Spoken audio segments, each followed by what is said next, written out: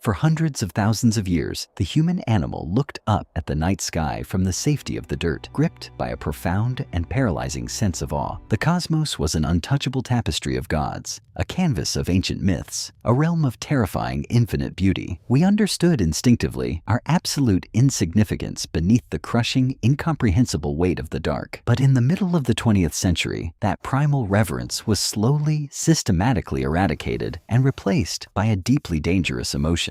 It was replaced by an intoxicating, blinding arrogance.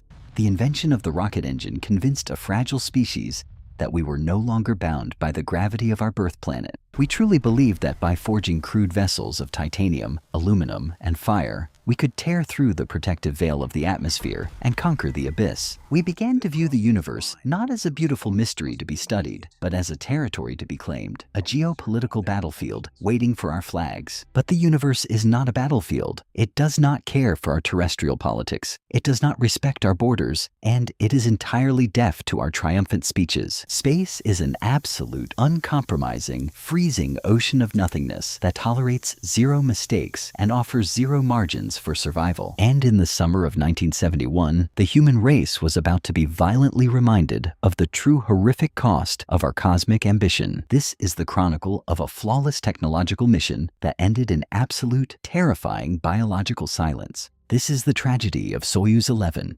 The year was 1971. The Cold War had turned the Earth into a tense, paranoid chessboard of proxy wars and nuclear anxiety. But the ultimate arena for this grand ideological theater was not located on the ground. It was situated in the stars. The space race between the United States and the Soviet Union was at its absolute, feverish zenith. The Americans had recently achieved the impossible, landing human beings on the dusty, desolate gray surface of the moon. When Neil Armstrong's boot pressed into the lunar dust, it did not just leave a footprint. It left a profound, agonizing psychological scar across the entire Soviet empire. It was a crippling blow to a nation that had previously dominated every single major milestone of space exploration. In desperate need of a retaliatory triumph, the massive Soviet space machine shifted its monumental focus. If they could not own the surface of the moon, they would own the very space between the worlds. They launched Salyut 1, the very first orbital space station in the entire history of human civilization. It was a floating laboratory, a metal outpost rotating in the void, designed to prove to the world that Soviet man could live permanently among the stars. To man this pioneering station, the Soviet Union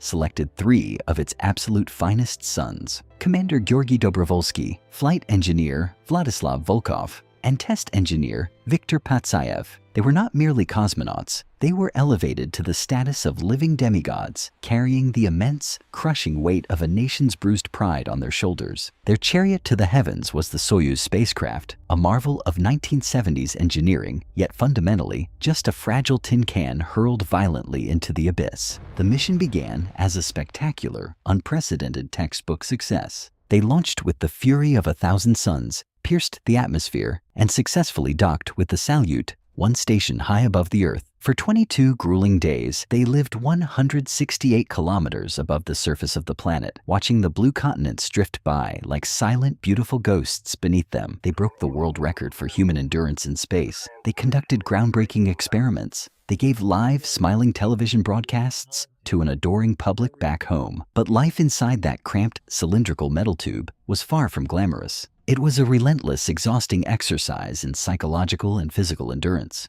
They dealt with suffocating mechanical odors, malfunctioning ventilation fans, and the constant underlying terror of a minor electrical fire that had filled the station with acrid smoke. Yet despite the immense crushing strain of isolation, they prevailed. Their mission was hailed as an absolute triumph. On June 30th, 1971, it was finally time to come home to the gravity and warmth of Earth. They sealed the heavy metal hatches, undocked from the Salyut station, and transferred into the tiny Soyuz 11 descent module. To truly understand the horror of what followed, it is vital to understand the terrifying physical constraints of the early Soyuz capsules. To save weight and maximize the political impact of sending 3 men instead of 2, Soviet engineers had been forced to make a fatal, irreversible compromise. The interior of the descent cabin was incredibly, suffocatingly small. It was a mechanical womb packed with dials and wiring. There was absolutely no room for the bulky, pressurized spacesuits that would traditionally protect a crew In the event of an emergency, Dobrovolsky, Volkov, and Patsayev were strapped tightly into their custom-molded couches, wearing absolutely nothing but thin, light blue cotton tracksuits. Think about the sheer insanity of that reality for a moment. Between their warm, beating hearts, their fragile human skin, and the absolute,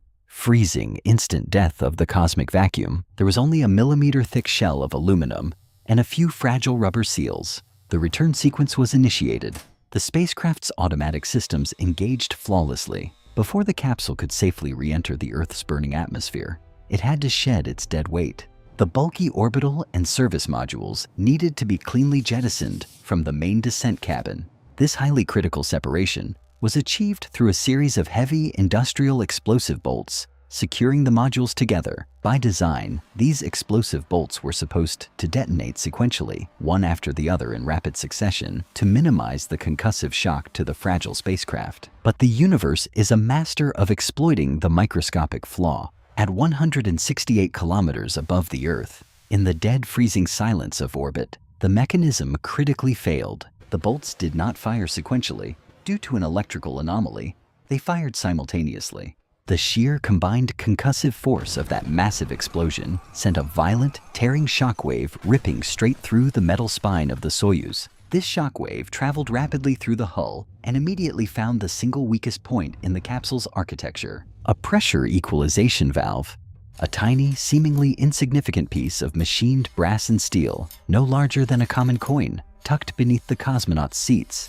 This specific valve was designed to open automatically only when the capsule was mere kilometers above the ground, to let fresh Earth air into the cabin before landing. But the violent, simultaneous jolt of the explosions shattered its internal seal.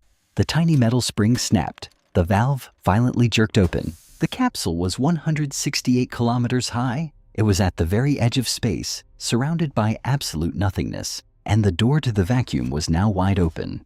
Claustrophobia is universally understood as the primal fear of being trapped in a small enclosed space, like a locked closet or a buried coffin. But true, ultimate claustrophobia is something far more profound, far more horrifying than mere tight walls. True claustrophobia is being trapped in a tiny metal box, unable to move, while the very air you need to survive is violently sucked away into an infinite, uncaring void. The moment the tiny valve popped, the cabin pressure plummeted instantly. The air inside the Soyuz, the precious lifeblood of the three men, rushed toward the microscopic hole with a deafening, terrifying, high-pitched hiss. In the vacuum of space, human biology ceases to be a miracle. It becomes a horrific liability. The cosmonauts had no spacesuits to inflate. They had no emergency oxygen masks dropping from the ceiling. They had only their cotton tracksuits and their bare, trembling hands. Medical science dictates that in the event of sudden explosive decompression in the vacuum of space, a human being has approximately 13 to 20 seconds of useful consciousness before the brain is completely starved of oxygen and entirely shuts down. 13 seconds. That is the exact distance between a beating heart and absolute, inescapable darkness. The sheer panic inside that tiny metal sphere in those initial seconds must have been absolute and overwhelming, but it was not a panic of screaming. You cannot scream. You cannot cry out for help when the very air required to make a sound is being ripped forcefully from your lungs. The sound itself was dying along with the atmosphere inside the cabin. As the pressure dropped to near zero, the physical effects on their unprotected bodies were immediate, grotesque, and catastrophic. The nitrogen normally dissolved in their blood began to rapidly bubble and expand out of solution, a highly agonizing condition known as the bends. Their eardrums ruptured instantly under the immense, impossible pressure differential, plunging them into a world of agonizing, ringing silence. Viktor Patsayev, fighting through the paralyzing terror, the sheer biological shock, and the blinding pain, managed to unstrap himself from his seat. In the dark, flashing red light of the cabin, he reached desperately down through the tangled wires for the equalization valve beneath him. He found the cold metal wheel and tried to turn it, trying frantically to manually close the microscopic hole that was rapidly draining their lives into the stars. But the engineering design of the valve contained a fatal tragic flaw. To close the valve completely, the wheel required 60 full seconds of continuous, strenuous manual turning. Patsayev did not have 60 seconds. He barely had 15. In the crushing, deafening silence, As the last precious molecules of oxygen were pulled out into the freezing cosmos, his muscles simply ceased to function. The boiling of the blood, the violent starving of the brain, the profound, inescapable darkness creeping into the edges of his vision. His hand slipped from the metal wheel, floating weightlessly into the cabin. Within 1 minute of the explosive bolts firing, all 3 men were completely, irreversibly dead. They were asphyxiated in a silent, invisible, high-altitude massacre.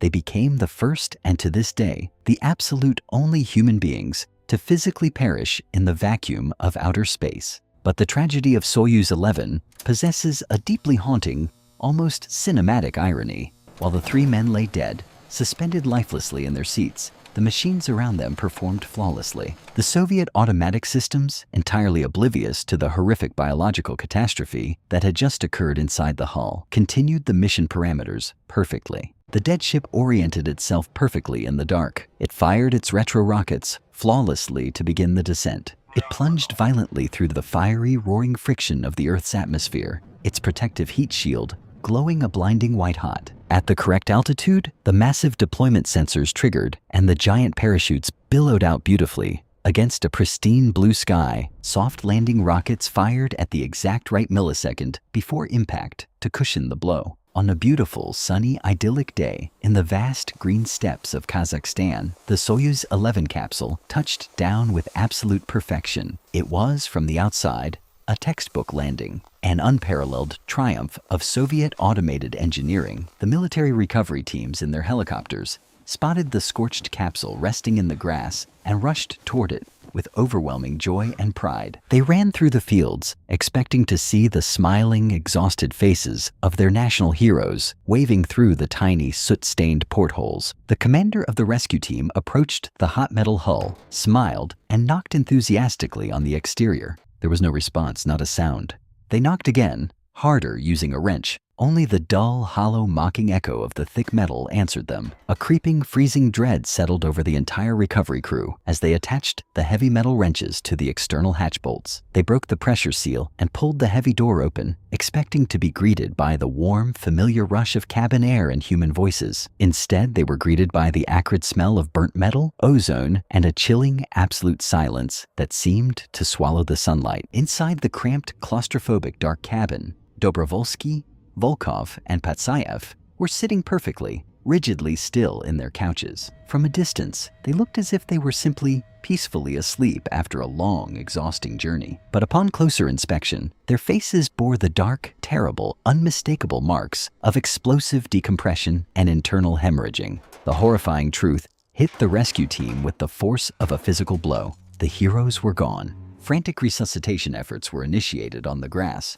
but they were entirely, tragically futile. The vacuum of space had claimed them long before they ever touched the welcoming soil of their home planet. The ensuing state funeral was massive, a display of profound, unparalleled national mourning that echoed across the globe. But beneath the shiny medals, the lowered flags, and the political speeches, a terrifying realization echoed through the halls of every space agency on Earth. We had treated space as a racetrack, a geopolitical playground built to satisfy our own terrestrial egos. We had forgotten the fundamental rules of the cosmos. But that day, the universe reminded us of our true, incredibly fragile biological nature. Beyond the thin, protective blue veil of our atmosphere, we are nothing more than fragile, uninvited guests. We are soft, biological anomalies trespassing in a hostile, ancient realm of absolute zero and infinite radiation. The tragedy of Soyuz 11 is a permanent, sobering monument etched into the very history of human exploration. It teaches us that human courage and brilliant technology can indeed take us to the stars, but it only takes a single millimeter-wide flaw to let the infinite void inside. The silence of space is absolute, and it is always, patiently, waiting just outside the door. You are watching past Resurrected. Until the next stage, remember, the atmosphere you breathe is a fragile gift. Breathe deeply. History is not dead. It only waits in the vacuum to be remembered.